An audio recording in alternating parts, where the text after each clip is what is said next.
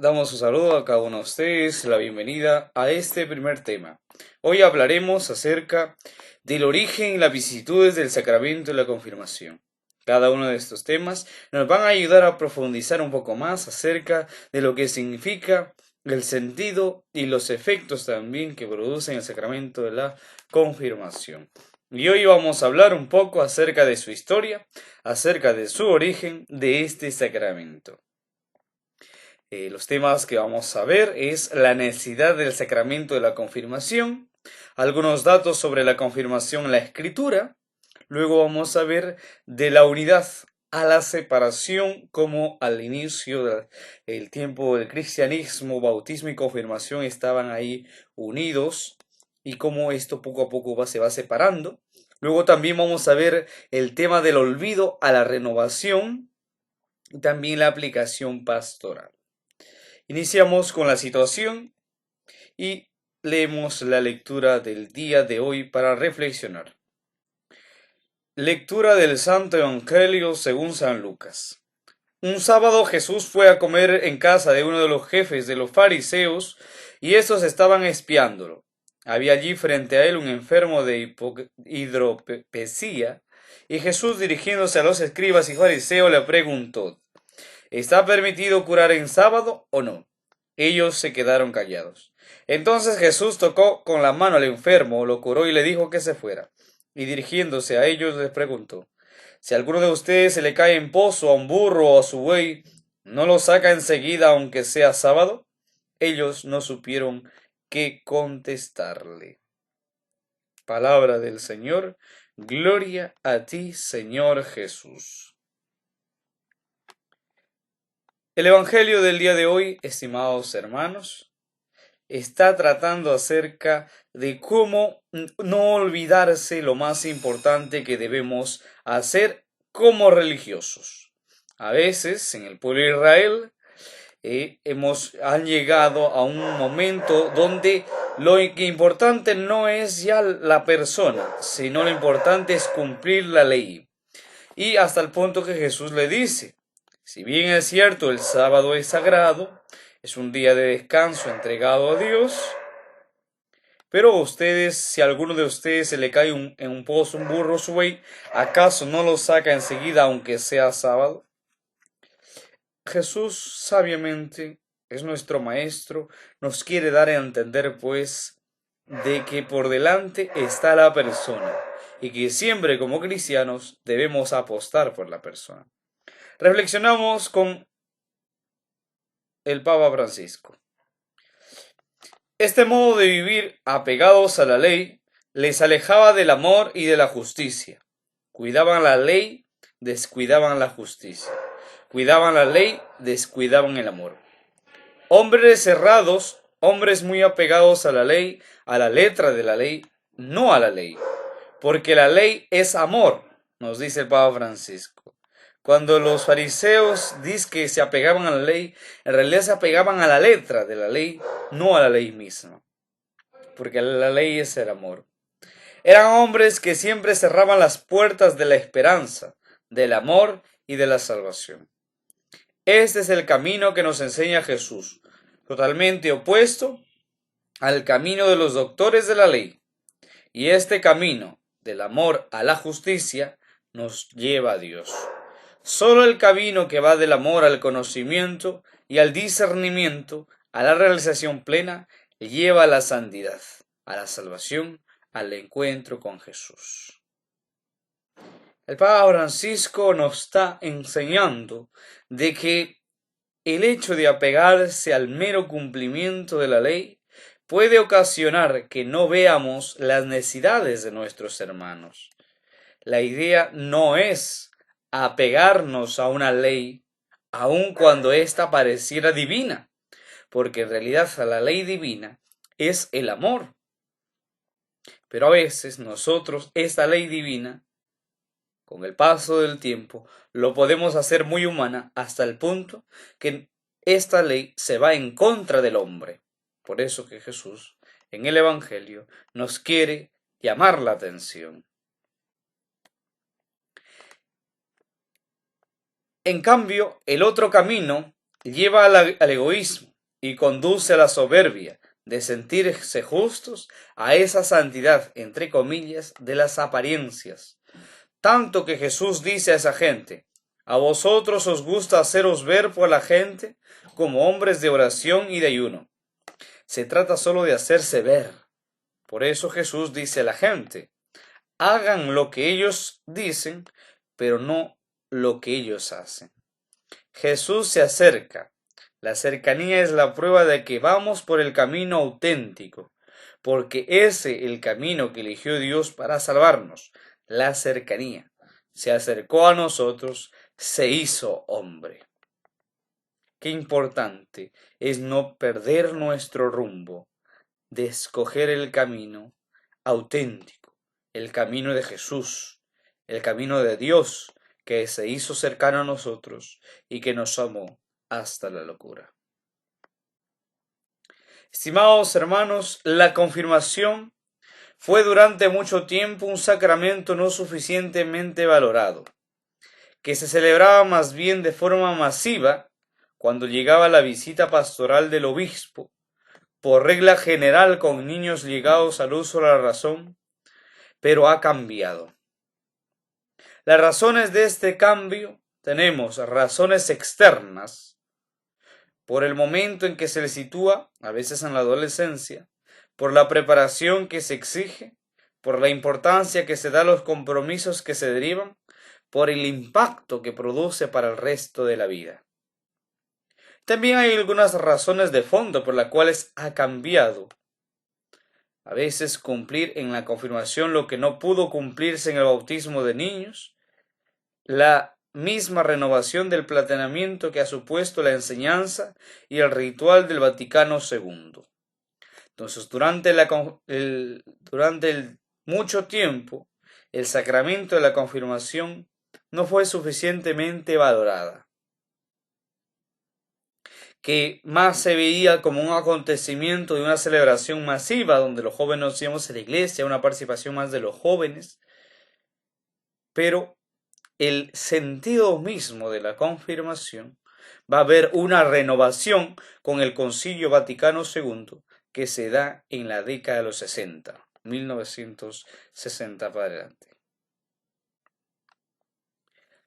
Veamos algunas ideas para seguir profundizando. Estimados hermanos, es necesario tener el sacramento de la confirmación. Y veamos por qué.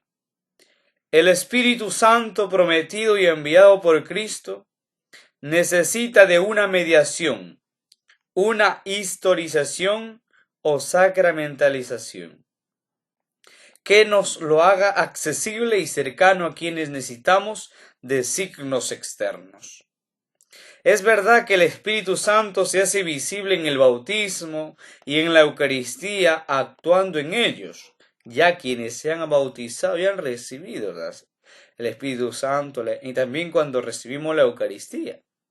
Pero sobre todo hay un sacramento que hace visible, que actualiza al mismo tiempo el Espíritu y el acontecimiento de Pentecostés, es decir, este sacramento es la confirmación.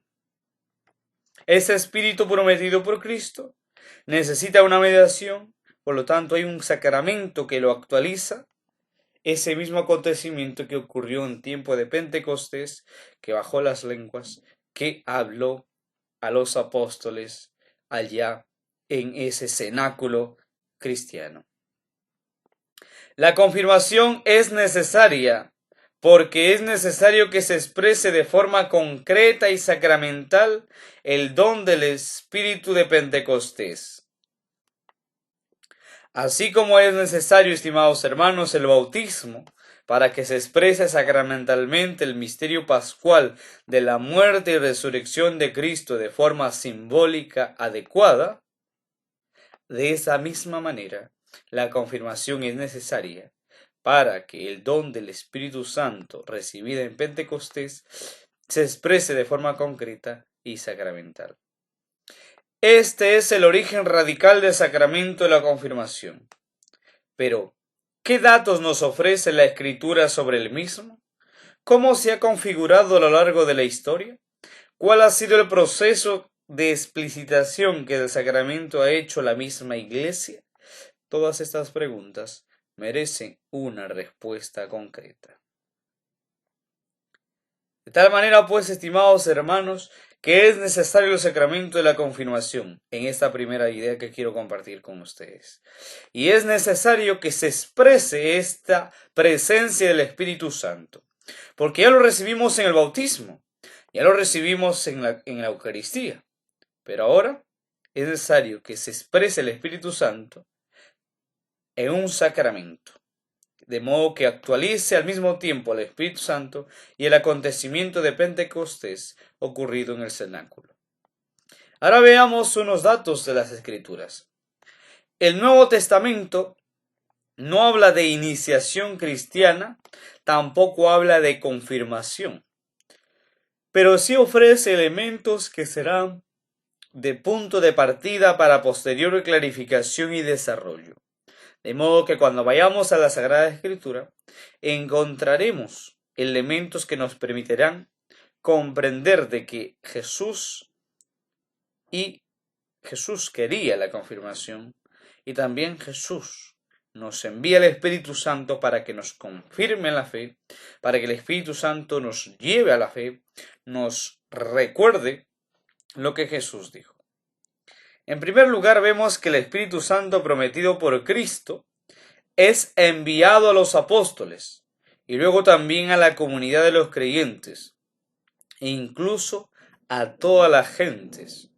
Cristo cumple su promesa de enviar el Espíritu de una triple forma. Entonces, Jesucristo promete el envío del Espíritu Santo y luego lo cumple. Y lo cumple de tres formas. Veamos. La primera forma es la forma teofánica, o más visible, por medio de signos extraordinarios, como sucede en Pentecostés. Ustedes recordarán que estaban los apóstoles reunidos, la Virgen María y otras mujeres, y llega el Espíritu Santo haciendo ruido en forma de fuego, en forma de lenguas de fuego. Ya, eso es una manifestación extraordinaria llamada la teofanía del Espíritu Santo. Luego también hay otra forma de la venida del Espíritu Santo, que es la forma personal o más invisible. Es aquella que viene por la fe y el amor de la vida ordinaria, como sucede en quienes viven en Cristo y en el Espíritu Santo.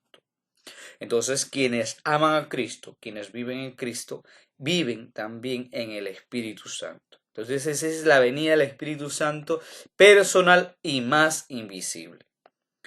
Luego tenemos la tercera forma, que es la forma sacramental, o la más simbólica, que se expresa a través de signos concretos, como sucede con el bautismo o con la imposición de manos. Entonces, cuando se bautiza, sabemos que el bautismo es en el Espíritu Santo. Entonces, esa es la forma sacramental. Cuando te confirmas, mediante la imposición de manos, viene el Espíritu Santo. Cuando recibes la Eucaristía, recibes a Jesucristo, pero a la misma vez te estás reforzando con el Espíritu de Dios. Entonces, esa son la forma sacramental de recibir el Espíritu Santo. La forma sacramental, cómo se manifiesta el Espíritu Santo. Entonces, Jesús promete que les va a enviar el Espíritu Santo, y este Espíritu Santo viene en tres formas. De manera extraordinaria, como en Pentecostés, con lenguas de fuego, ruido, incluso terremoto. De forma más ordinaria, de manera personal, quienes creen en Jesucristo porque el Espíritu Santo les concede esa fe sobrenatural. Y luego también a través de los sacramentos tenemos la presencia del Espíritu Santo. De aquí que puede deducirse que la comunidad creyente necesita expresar ese don del Espíritu de Cristo a través de formas visibles y externas, una de las cuales es la sacramental que ya estamos viendo. De hecho, estimados hermanos, esta forma sacramental aparece diferenciada en doble signo: baño de agua e imposición de manos. Entonces, la presencia del Espíritu Santo de manera sacramental, como tal, es a través del baño de agua en el bautismo y la imposición de manos. Pero la pregunta que surge es, ¿se trata de signos separados o de signos unidos? ¿Se refieren los dos a la misma realidad o a realidades distintas? ¿Por qué bautismo y confirmación parecieran estar unidos? Porque, estimados hermanos, por ejemplo, en los Hechos de los Apóstoles encontramos que Pedro está predicando y le dicen la gente que estaban ahí, hermano, ¿qué hacemos? Y Pedro le dice, hermanos, cada uno que se arrepienta y que se haga bautizar y recibirán el don del Espíritu Santo, porque la promesa es para ti y también para tus hijos. En otras partes dirán eso, ¿no? Entonces, para el bautismo y la confirmación, la llegada del Espíritu Santo, baño de agua e imposición de manos, parecieran que estuvieran separados o parecieran que estuvieran unidos. Entonces, todo esto vamos a seguir profundizando. Parece claro que ambos ritos son para el don del Espíritu, si bien hay con una diferencia. Estimados hermanos, el bautismo de Cristo es un bautismo diferente al bautismo de Juan. Vamos a ver. El bautismo de agua es además para el perdón de los pecados y te permite nacer de nuevo. Entonces hay un nuevo nacimiento. También participas de la muerte y la resurrección de Cristo y te incorporas a la comunidad cristiana. Entonces ya tenemos, por una parte, el bautismo de agua que te concede estas gracias. Perdón de los pecados, te haces nueva criatura, te haces hijo de Dios, participas de la muerte y resurrección de Cristo y te incorporas a la Iglesia Católica, a la comunidad cristiana. Luego tenemos, por otra parte, la imposición de manos, que es para expresar y realizar pues esta plenitud del don pentecostal y la total pues comunión con la iglesia de los apóstoles. Entonces hay una imposición de manos que expresa una realidad donde recibimos el don pleno del Espíritu Santo y la total comunión con la iglesia que Cristo fundó. Entonces estos dos ritos ahí tiene una diferencia, ¿no? Entonces el bautismo de agua, la imposición de manos. La finalidad de este proceso iniciático es triple, ¿no? ¿Por qué este proceso de iniciación cristiana, a través de recibir el bautismo, recibir la confirmación, tiene un proceso triple? Vamos a ver. El bautismo es para la conversión y la fe personal por la palabra catequética. Y el rito, la incorporación plena a la vida y a la comunión eclesial. Entonces encontramos que todo este proceso de iniciación cristiana te permite primero convertirte, luego obtener la fe por esa palabra catequética. O sea, alguien te predica a ti, tú crees en lo que te predican, crees en Cristo Jesús. Y también luego hay un rito, ¿no? Todos que se bauticen, entonces lleno el agua en la cabeza, pongo las manos, entonces hay un rito. Hay una fe que obtengo a través de una catequesis y hay una conversión que también yo realizo. La unidad de los diversos elementos iniciatorios se pone de relieve no solo porque el único misterio, el único ministro, solía ser el obispo. Estimados hermanos, en la iglesia primitiva, hasta el siglo IV, el único ministro de estos, del bautismo y de la confirmación lo hacía el obispo. Luego, en el siglo IV, la iglesia se expande y ya no puede el obispo bautizar a todo el mundo, necesita que también los sacerdotes puedan bautizar y se extiende esta facultad a los sacerdotes para que bauticen. Suele ser el obispo y la celebración de estos primeros siglos es que tienen una sola vez al año, que es en la vigilia pascual. Todo el mundo se bautizaba en la vigilia pascual. Entonces el cuaresma eran los 40 días de preparación para el bautismo. No solamente para vivir, por supuesto, también la Semana Santa, pero el 40 días de la cuaresma era para preparación para el para para quienes se quieren bautizar, sino también porque los diversos ritos se entienden y explican una mutua referencia dinámica, como partes integrantes de una totalidad. Entonces, si yo me voy a bautizar, entonces, genial. Me bautizo en la vigilia pascual, cuando Cristo está muerto y va a resucitar. Porque a través del bautismo yo muero con Cristo y también resucito. Entonces se entiende así. El bautismo es de esta manera, de manera dinámica. Y luego la confirmación venía al momento también, porque recibo el Espíritu Santo. Pero de hecho, esta unidad ya se rompe en la mayoría de los casos a partir del siglo V.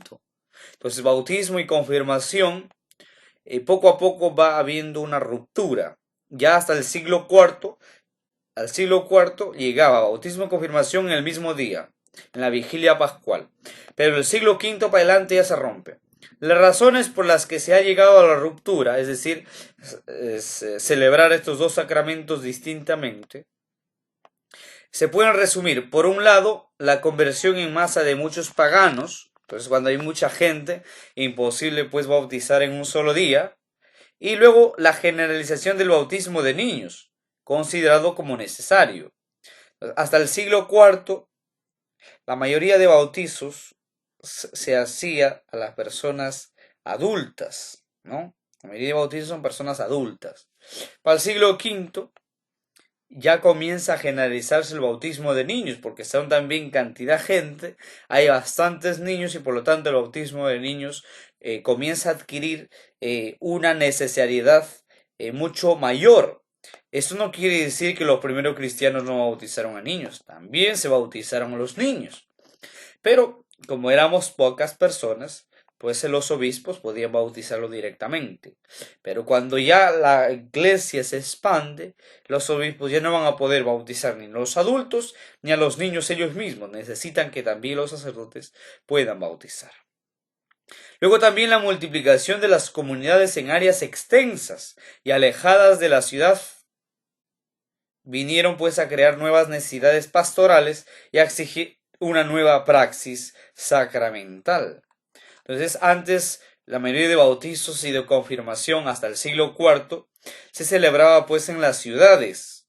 Entonces en el campo no había mucho. Cuando la iglesia se comienza a expandir, entonces el obispo se quedaba en la ciudad, entonces mandaban a los sacerdotes a bautizar en el campo. Entonces, ni podía el obispo ser el ministro en todos los lugares, ni podían venir a recibirlo en la vigilia pascual celebrada en la catedral. Pues el obispo, su sede es la catedral. Entonces, ni la gente podía venir a la catedral, todo el mundo a ser bautizado en un solo día, ni el obispo podía ir a todos los lugares. Entonces, tuvo un cambio en el proceso sacramental necesario, porque si no, pues no se hubieran bautizado muchísima gente. Entonces la iglesia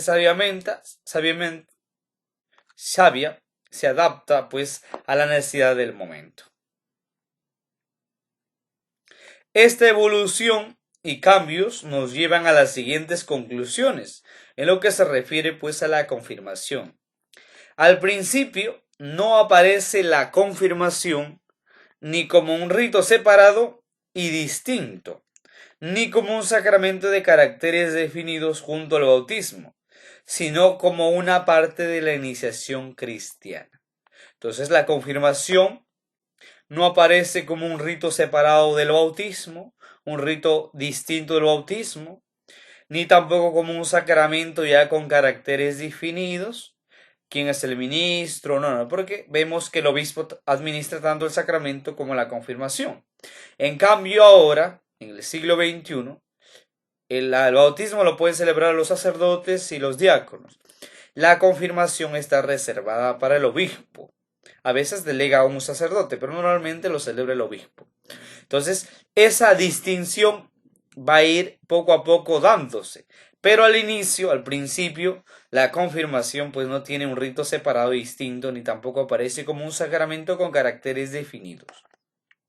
Casi todas las liturgias, tanto orientales como occidentales, cuando decimos liturgias orientales y occidentales, me refiero a las iglesias que estaban pues en Europa como tendiendo a China, Europa del Norte, y también occidental llamo a Europa más del sur y también más al occidente.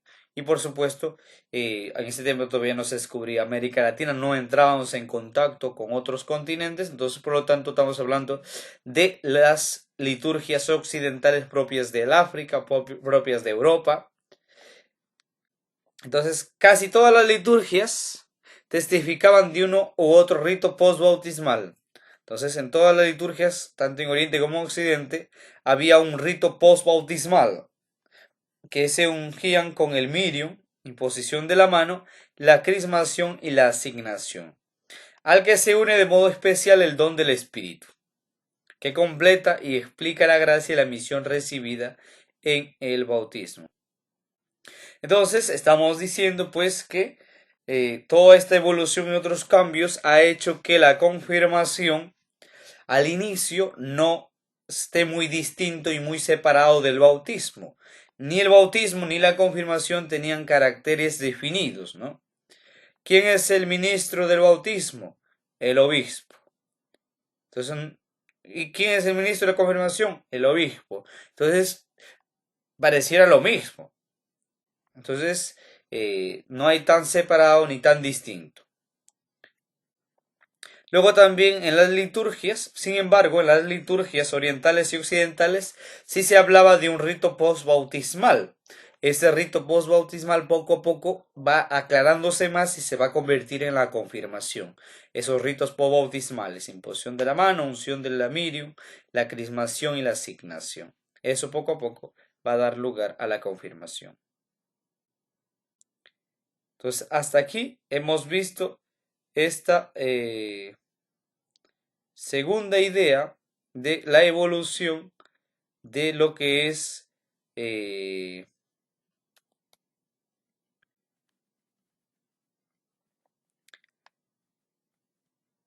nada más y nada menos. Entonces, hasta aquí hemos estado observando esta unidad que había en la iglesia primitiva y luego ha ido poco a poco separándose. Entonces, en la primera tradición de la iglesia, hasta el siglo V, la iniciación cristiana se entiende como un proceso unitario, cuyos elementos más importantes son los siguientes. Hay un proceso de catecumenado, es decir, un proceso donde se recibe catequesis sobre la vida cristiana. Luego hay los ritos bautismales, que es la unción, el baño de agua, ritos postbautismales de imposición de manos, crismación o asignación, participación en la Eucaristía. Todo esto se convierte en la experiencia celebrativa. Y finalmente hay el encuentro con la comunidad. Entonces, el que se bautiza, pues el que se confirma, se encuentra con la comunidad, participa con la comunidad. Y luego hemos estado observando cómo hay una triple proceso iniciativo, que es la conversión, la fe personal por la palabra catequética y también hay un rito. Entonces, pero más adelante poco a poco se va a ir diferenciando y las razones por las cuales se rompen es por esto la iglesia se va difundiendo en el siglo V, siglo IV, se va difundiendo y entonces el obispo ya no puede ser ministro en todos los lugares ni la gente puede venir a la catedral. Entonces todos estos cambios, toda esta evolución ha ido pues podemos ir nosotros concluyendo dos ideas. Primero, que la confirmación no aparece al inicio del cristianismo como un rito separado y distinto del bautismo, ni tampoco aparece como un sacramento con caracteres definidos junto al bautismo, sino que bautismo y confirmación forman parte de la iniciación cristiana. Quienes quieren ser cristianos tienen que bautizarse y confirmarse. Entonces, al mismo tiempo, en el mismo momento. Pero luego también en las liturgias, tanto orientales y occidentales, vemos cómo después de que la persona se mete en el agua y es bautizada, hay unos ritos postbautismales, que hay la unción con el mirio, la imposición de la mano. Todo esto nos va a llevar poco a poco a aclarar respecto a la confirmación. Ahora veamos una cuarta idea más, el tema del olvido a la renovación. Una vez separados los ritos de la iniciación, la confirmación entró en un periodo de cierto aislamiento del conjunto y de olvido en el conjunto de la vida eclesial. Entonces, es cierto que durante la Edad Media se produce un gran esfuerzo por crear un ritual y una teología propios para la confirmación. Eso también tenemos que afirmarla. Hay un intento de hacer unos ritos para la confirmación. La unción crismal y la imposición de manos vienen a considerarse como elementos constitutivos del signo sacramental de la confirmación. Entonces decíamos que en el siglo V todo el mundo se bautizaba, todo el mundo recibía la primera comunión, pero la confirmación como que comienza a olvidarse. Entonces, la confirmación entra en un periodo de cierto aislamiento del conjunto y del olvido del conjunto de la vida eclesial. Entonces, lo único que le queda para la confirmación es la unción crismal y la imposición de manos, que son propias del signo sacramental. Pero más tarde, a partir del siglo IV, la confirmación fue un sacramento olvidado y sin relieve. Entonces, todavía hasta el siglo XIV, todavía tenemos una cierta preponderancia de la confirmación. Pero el siglo XIV comienza a haber un olvido generalizado. Su puesto en la vida de la Iglesia era insignificante. Lo importante para los católicos era pues bautizarse y hacer la comunión. La confirmación era un poco dejada de lado. Así las cosas, el Vaticano II supuso un momento de renovación importante por la orientación que ofrecía. Esta orientación quedó recogida en la publicación del nuevo ritual de 1971. Las características generales de ese ritual son revisión y renovación del rito, es decir, el Concilio Vaticano mandó que se renueve y se revise el rito. Se propone pues una nueva fórmula, se determina mejor la esencia del signo y se renuevan las oraciones del sacramento. Luego también este ritual de 1971, hay una unidad dinámica sacramental. Se entiende la confirmación en conexión con el bautismo y la Eucaristía, formando parte del gran sacramento de la iniciación cristiana.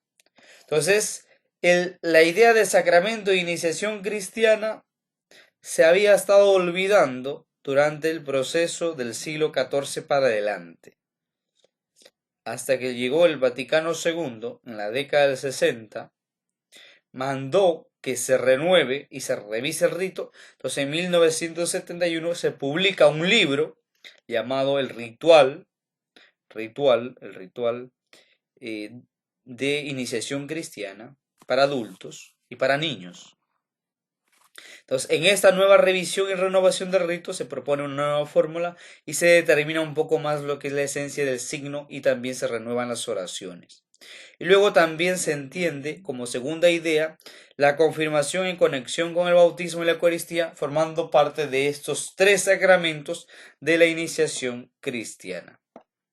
Entonces, el Concilio Vaticano II va a insistir en la necesidad de la evangelización. Es necesario evangelizar y también hay que dar catequesis para aquellos que piden el sacramento. De modo que la fe crezca, el bautismo se perfeccione y aumente pues la acción a Cristo y a la Iglesia. Entonces, de tal manera pues que es necesario, así como la Iglesia ha venido afirmando durante todo el tiempo, que es necesario evangelizar y también catequizar cada vez que ustedes pidan un sacramento. Por eso que ustedes están participando ahora de lo que se llama la catequesis de los sacramentos del bautismo. Luego también hay una posibilidad de retraso. También se dice que aunque la norma que ha existido era la de confirmar a la edad de la comunión, es posible retrasarla a una edad más madura, atendiendo pues a las necesidades pastorales, siempre manteniendo la relación a los otros sacramentos de la iniciación cristiana. Entonces normalmente decía, ya bien, podemos confirmar a la edad de la comunión, es decir, a los 7, 8 años, pero depende a la necesidad pastoral del lugar donde estamos, hay que retrasarlas. Entonces ahora la edad de confirmación es a los 14, 15 años, dependiendo pues de la zona donde se trabaja. Entonces, también la renovación del Vaticano II nos ha hablado de una responsabilidad y participación de la comunidad. Entonces, la confirmación no es un asunto aislado de la persona misma, sino que es un asunto de la comunidad. Por eso debe participar en la preparación y en la celebración toda la comunidad cristiana. Nuestros hijos van a ser confirmados. Está bien, entonces todo el pueblo cristiano tiene que participar en esto. Entonces es necesario también que la catequesis se dé pues a los padres, padrinos, a los jóvenes y también todos participemos en la celebración de este sacramento. Todos están invitados. Y luego también se hace una clarificación de ministerios. Se aclara cuál es la función del obispo o de su delegado, la función de los padrinos y de los padres, también la función de los catequistas y la función de la comunidad entera. Entonces, con toda esta renovación del Concilio Vaticano II, el sacramento de la confirmación va a tener su papel, pues, como corresponde, y se va a sacar de este olvido no tanto práctico, porque igual ha habido confirmación, pero poco a poco ha ido pues perdiéndose, o mejor dicho, se ha dado un tiempo necesario para reflexionar sobre el asunto.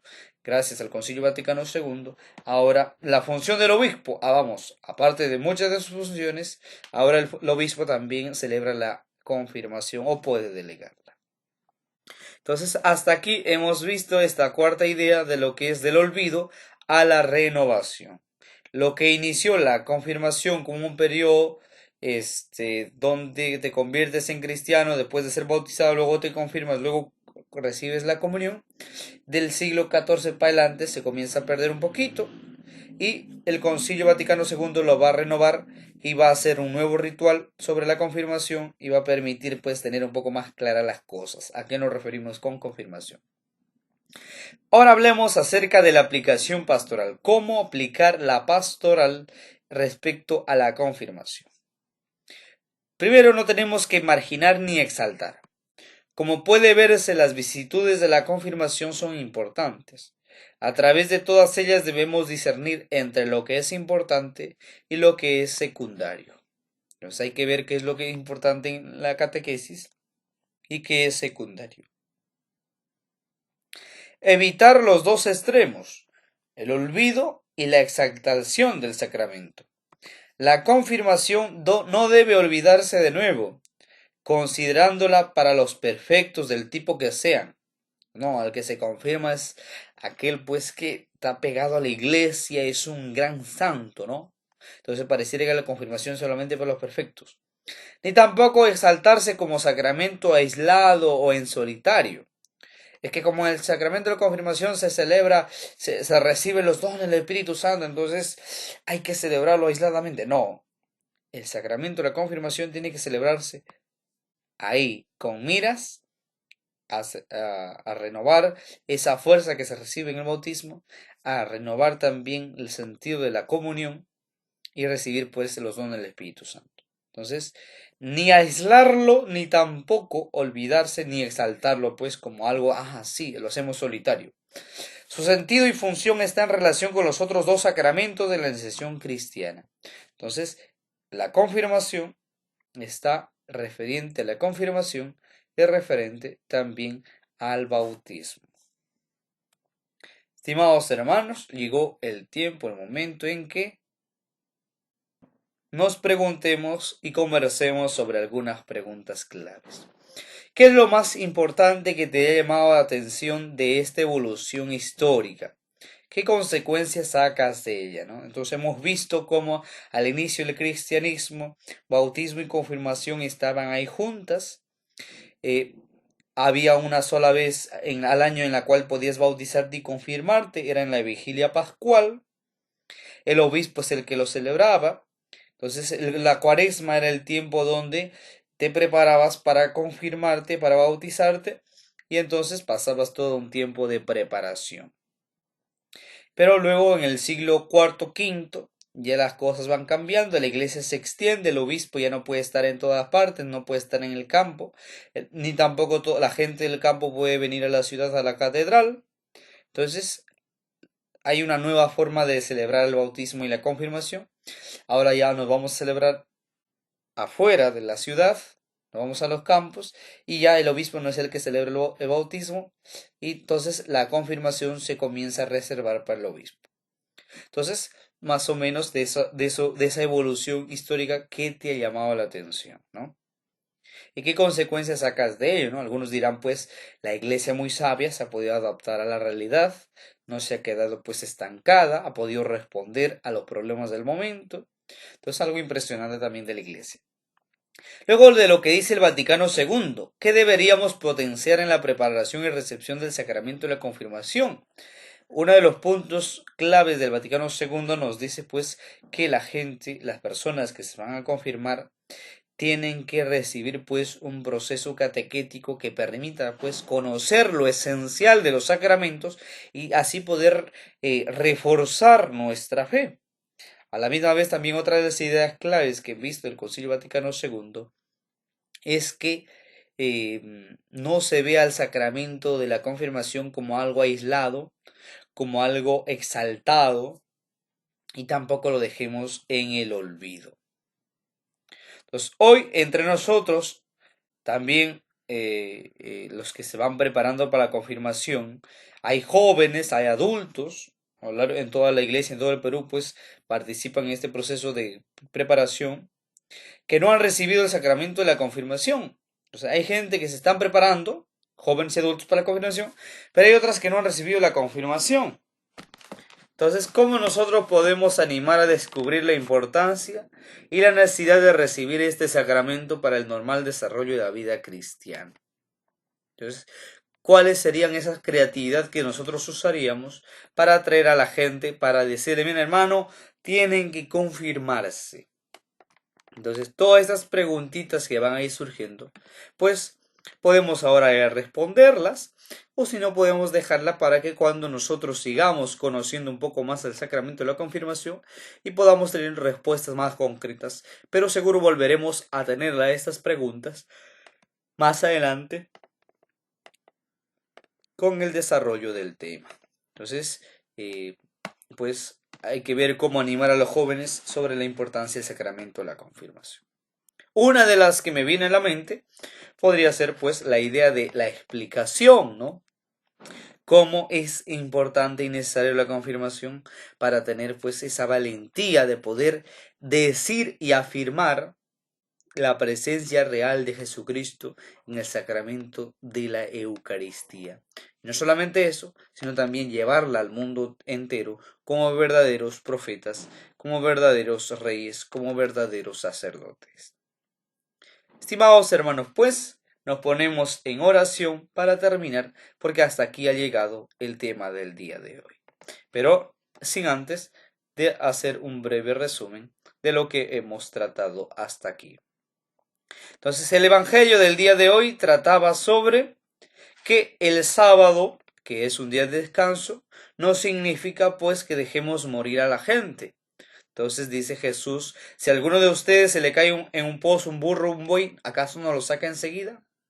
Entonces el Papa Francisco nos ayuda a reflexionar y nos dice pues que a veces por apegarse a la ley, en realidad no nos estamos apegando a la ley, nos estamos pegando a la letra de la ley, porque la ley es amor, y pues el amor no busca el daño de la persona, al contrario, el verdadero camino de Jesús no es el camino de apegarse a la ley, a la letra de la ley, sino la de cercanía, la que nos acompaña, la que está con nosotros. Luego hemos visto que la primera idea es que es necesario el sacramento de la confirmación porque así como en el bautismo se expresa, se actualiza, se aclara, se hace presente, se hace visible la muerte y la resurrección de Jesús, así en la confirmación también se hace presente el acontecimiento de Pentecostés allá en el primer siglo, la llegada del Espíritu Santo. Luego, en la segunda idea, hemos visto algunos datos de la confirmación en la Escritura, donde el Nuevo Testamento nos habla que Jesús prometió el Espíritu Santo y lo envió y se hace presente de tres formas. De manera teofánica, es decir, la presencia de Pentecostés con signos extraordinarios, relámpagos, terremotos o un fuerte viento y lenguas de fuego. Luego también el Espíritu Santo se hace presente de manera personal, se hace visible en el amor de aquellos que aman a Cristo y viven en el Espíritu Santo. Y luego una tercera forma, la forma sacramental, que a través de signos concretos, como sucede en el bautismo y la imposición de manos. Luego hemos visto una tercera idea, que es de la unidad a la separación, que hasta el siglo V la iniciación cristiana se entiende como un proceso unitario, donde pues hay un catecumenado, hay una catequesis, luego hay ritos bautismales, entre ellas hay imposición de manos, que van a ser luego posteriormente parte del sacramento de la confirmación. Y luego también hay un encuentro con la comunidad. No es que yo me bautizo, me confirmo para vivir aisladamente, sino que pertenezco a esta comunidad y participo de la misa. Y finalmente, una cuarta idea más acerca de esta evolución del sacramento. Vamos a hablar sobre esta renovación que lo hace el Concilio Vaticano II. En esta tercera idea, el Concilio Vaticano II va a ir a hacer una renovación. Luego hay una aplicación pastoral en la cuarta idea, acá está en la tercera idea, del olvido de la renovación. En la cuarta idea es que el Concilio Vaticano II va a ir afirmando la importancia pues de este sacramento y va a ir mejorando, va a ir pues colocando un nuevo rito, una renovación del rito, una revisión, entender al sacramento de la confirmación como algo que se une con el bautismo y la Eucaristía, no algo aisladamente, y que es necesario pues una evangelización. Luego una quinta idea sobre la aplicación pastoral, que no debemos aislarlo y dejarlo en el olvido, la confirmación. No, que mis hijos solo se bautizan y reciben la primera comunión y el sacramento de confirmación ya no. No, es necesario también el sacramento de la confirmación. Entonces nos ponemos en oración y decimos: Tú me has hecho, Señor, tú al alfarero de mi greda salobre y mi sequía, siendo el trabajo de tus dedos, siendo rodar el barro y tu suspiro escucho aquí mismo, en los ojos, en el alma, dentro del corazón, en cada dedo de los pies me vas naciendo. Regalándome el Espíritu Santo, tú me moldeas, nunca dejes de estar haciéndome alfarero de mi altura de sueños, de los días que vendrán volanderos a mi frente. Artífice de ayer de mis raíces, con tu barro celeste de hace siglos, creador de mí hoy, hazme mañana, que gozo estar siempre entre tus manos. En el nombre del Padre, del Hijo y del Espíritu Santo. Amén. Que el Señor de los milagros nos bendiga y nos acompañe. Y que este tema que hemos hablado acerca del origen y la vicisitud del sacramento de la confirmación nos permita comprender un poco más de la importancia de este sacramento.